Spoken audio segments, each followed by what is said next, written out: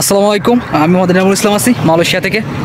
আপনাদের আজকে টোটাল একটা ধারণা দেওয়ার চেষ্টা করব যে আপনি এই মুহূর্তে রাইট নাও 2024 সালে 7 লাখ টাকা খরচ করে মালয়েশিয়াতে আসবেন নাকি অন্য কোনো এক দেশে ট্রাই করবেন।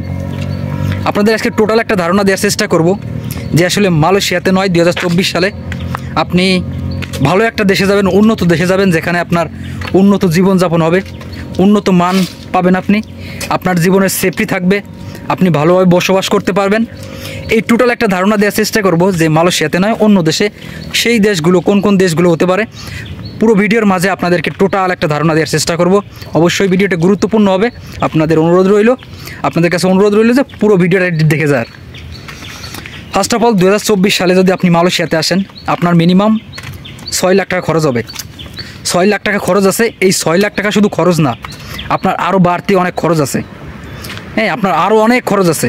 দেখা যাবে যে খরচ টরচ মিলে দেখা গেলো 7 লাখ চলে যাচ্ছে। সো 7 লাখ খরচ করে আসে দেখবেন যে মালয়েশিয়াতে আসবে যদি আপনি কাজ কাম না পান, দেখা গেলো যে কোম্পানি আছে কাজ নাই, হ্যাঁ, যে কোম্পানিতে আছেন সেই কোম্পানি নাই, অথবা কোম্পানি নামে আইছেন হয়ে গেছে সাপ্লাই। অনেক ধরনের সমস্যা আছে মালয়েশিয়াতে, নানান ধরনের সমস্যা আছে। আসলে আমি বলতাম যে আসলে মালয়েশিয়াতে আসার জন্য, এখন রাইট নাও বলতে দেখা যাচ্ছে খরচ বেড়ে যাচ্ছে। খরচ যেহেতু বেড়ে যাচ্ছে সেহেতু আমি রিকোয়েস্ট করব, আপনাদেরকে সাজেস্ট করব যে আসলে উন্নত রাষ্ট্রে যাওয়ার জন্য। আসলে কোন কোন রাষ্ট্রে আপনাদের ভালো হবে, মালয়েশিয়ার থেকে ভালো হবে আমি আপনাদেরকে বলে দেবো। কারণ এই মুহূর্তে কিন্তু অনেক দেশ কিন্তু লোক নিচ্ছে, রাইট নাও অনেক দেশে লোক নিচ্ছে কিন্তু এখনে। বাংলাদেশ থেকে আপনার অনেক দেশে উন্নত দেশগুলোতে লোক যাচ্ছে কিন্তু এখন। সো মালয়েশিয়াতে নয়, মালয়েশিয়াতে ছাড়া আপনি যেমন যাইতে পারেন দক্ষিণ কোরিয়াতে, আপনারা দক্ষিণ কোরিয়াতে যাইতে পারেন। কারণ রাইট নাও দক্ষিণ কোরিয়াতে লোক নিচ্ছে বাংলাদেশের থেকে, আপনার বুয়েসেলের মাধ্যমে সরকারিভাবে আপনারা যাইতে পারবেন, সমস্যা নাই। এটা ভালো একটা দিক হইবে, ভালো ভালো কাজকাম আছে। তবে সেখানে আপনার হার্ডওয়ার্কিং করা লাগবে, ভালোভাবে কাজকাম পাইলে, ভালো কাজের দক্ষতা দেখাইলে আপনি যাইতে পারবেন খুব সহজে, সমস্যা নাই। এবং ভালো টাকা ইনকামের একটা সুযোগ আছে, সুবর্ণ সুযোগ আছে, ভালো জীবনযাপন করতে পারবেন আপনি, এবং সেফলি, মানে কোনো নিরাপদ, কোনো সমস্যা নাই সেই সব জায়গায়। একদম দক্ষিণ কোরিয়াতে আমি মনে করি একদম সেফ জীবন, একবারে ভালো, কোনো নিরাপত্তা, কোনো ঘাটতি হবে না। দুই নম্বরে আসলে যারা কিনা মালদ্বীপ, আপনারা অনেকেই জানেন যে আসলে মালদ্বীপে কিন্তু লোকজন নিচ্ছে, আপনারা মালদ্বীপ ট্রাই করতে পারেন।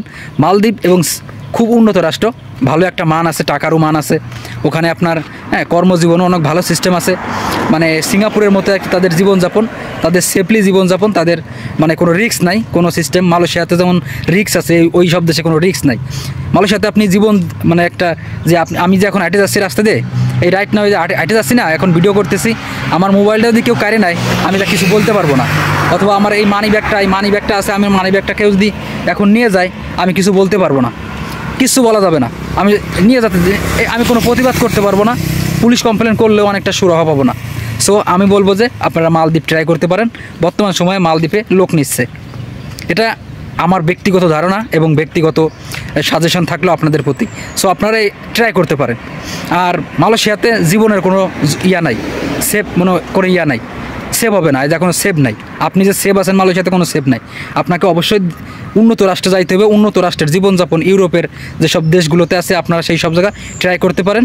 যেমন 1 নম্বরে আমি বলছি কোরিয়ার কথা, 2 নম্বরে মালদ্বীপের কথা। এরপরে যেসব জায়গা যেমন সিজনাল ভিসা ইটালিতে লোক নিচ্ছে, একটু চেষ্টা করেন না, সমস্যা কি, চেষ্টা করেন। টাকা পয়সা খরচ হচ্ছে যেহেতু আপনি চাইছেন দেশের বাইরে যাওয়ার জন্য, একটু উন্নত রাষ্ট্রে চেষ্টা করেন, সমস্যা নাই। না হলে আদার সব দেশগুলোতে যান, যেসব দেশগুলো থেকে উন্নত রাষ্ট্রে যাওয়া যায়, মানে সাব কান্ট্রিগুলোতে যাওয়ার চেষ্টা করেন, সেখান থেকে অন্য রাষ্ট্রে যাওয়ার চেষ্টা করেন। মানে যে শুধু এই দেশেই আসতে হবে এমনটা না, এই সব জিনিসগুলো আপনাদের মাথা থেকে ঝেড়ে ফেলেন।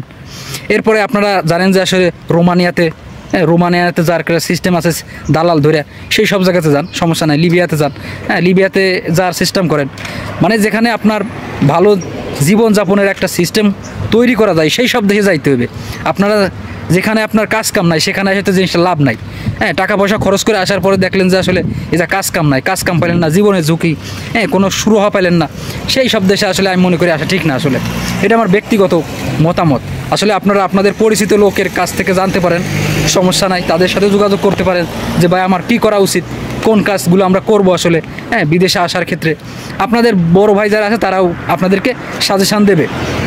আর যাদের কিনা আত্মীয় স্বজন আছে তারা তো জানে এইসব বিষয়ে, তাদের সাথে হয়তো বা কথাবার্তা বলে, সবসময় আপনারা কথাবার্তা বলেন, এইগুলো জানার চেষ্টা করবেন। তারপরেই চিন্তা ভাবনা করে তারপরে প্রবাসে আসবেন। শুধুই হুট করে মনে হলো যে আমি চলে যাব, অমুক দেশে চলে যাব, তমুক দেশে চলে যাব, আপনার আজকে মনে হলো আপনি কালকে পাসপোর্ট জমা দিয়ে চলে আসলেন, ব্যাপারটা এরকম না। এটা আপনার একান্তই ভুল হবে। আপনারা অবশ্যই জানে শুনে আসবেন, ঠিক আছে? যে আপনার আজকে মনে হলো আপনি বিদেশ যাবেন, আজকেই সব রেডি হয়ে পাসপোর্ট জমা দিলেন, জানেন না দেশের ব্যাপারে, খোঁজ খবর জানেন না। অনেকেই আছে এরকম যে আসলে মনে হলো হুট করে চলে আসলো, কোনো খোঁজ খবর নাই, জানাশোনা নাই, ব্যাস চলে আসতেছে, কাজ সম্পর্কে ধারণা নাই, কাজের স্থান সম্পর্কে ধারণা নাই, যে কোম্পানিতে আইছে সেই কোম্পানি সম্পর্কে ধারণা নাই, সব কিছু একটা টোটালে কোনো ধারণা ছাড়াই তারা চলে আসে। এটা ভুল, এটা করা যাবে না। অবশ্যই আপনাকে জানতে হবে, বুঝতে হবে, তারপরে আসতে হবে। সব কিছু জানা শোনার পরেই তারপরে আসতে হবে। আশা করি বুঝতে পারছেন বিষয়টা। যে আমি বলবো যে বর্তমান রাইট নাও 2024 সালে নতুন করে যদি কেউ পাসপোর্ট জমা দিতে চায়, অবশ্যই যে সব দেশ উন্নত দেশগুলো, উন্নত রাষ্ট্রগুলো, সেই সব দেশে যাওয়ার চেষ্টা করেন। আশা করি বুঝতে পারছেন। ধন্যবাদ, সবাই ভালো থাকবেন, সুস্থ থাকবেন। দেখা হবে পরবর্তী কোনো ভিডিওতে। ততক্ষণ পর্যন্ত ভালো থাকবেন, সুস্থ থাকবেন। আল্লাহ হাফেজ।